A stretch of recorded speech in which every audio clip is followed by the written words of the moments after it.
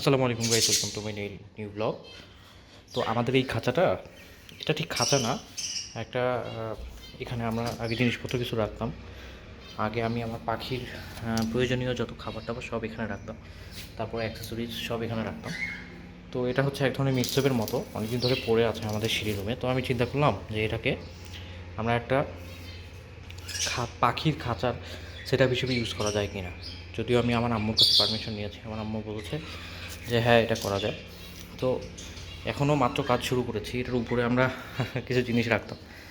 তো এই যে এখানে এরকম তাক করা, এরকম অসংখ্য ছোট ছোট ফুটা রয়েছে। তো ওদের জন্য কোনো অসুবিধাই হবে না, এটা এক ধরনের নেটের মতো আর কি, লোহার। তো এখানে একটা রয়েছে, নিচে একটা, এরপর এর নিচে একটা। তো চিন্তা করলাম যে এখানে যদি আমি পাখিদের জন্য একটা নতুন সেট আপ তৈরি করে দিই, তখন ওদের জন্য বেশ ভালো হবে। এখানে বাতাস পাসেরও উপায় আছে, একটু বাতাস এখানে আসবে। তো আপাতত ওরা আছে এই জায়গায়, এই যে ওখানে ওখানে বাজিগার আর পাশে হচ্ছে ফিঞ্চ। এরপর আমার ইচ্ছা আছে যে আমি আরও নতুন কিছু পাখি নিয়ে আসবো, নতুন ব্রিডের নিয়ে আসতে চাই কিনা সেটা চিন্তা করছি। তো আপাতত পাখির খাঁচার যে সেট আপটার জন্য মোটামুটি কী ধরনের কাজ করছি সেটা আস্তে আস্তে আপনাদেরকে ভিডিওর মাধ্যমে দেখাবো।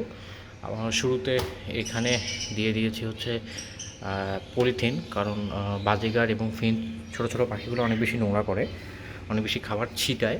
তো ওরা যেন খাবার ছিটাতে না পারে সেটার জন্য আগে পলিথিন দিয়ে দিয়েছি। এর উপর দেখা যাক আর কীভাবে ওদের ছিটানো খাবারগুলো যেন কোথাও বের হয়ে না যায়, সেটার কী ব্যবস্থা করা যায় সেটা আমরা দিচ্ছি। এছাড়া সাইডে যে গ্যাপগুলো রয়েছে এই গ্যাপগুলো ফিল আপ করে দিতে হবে।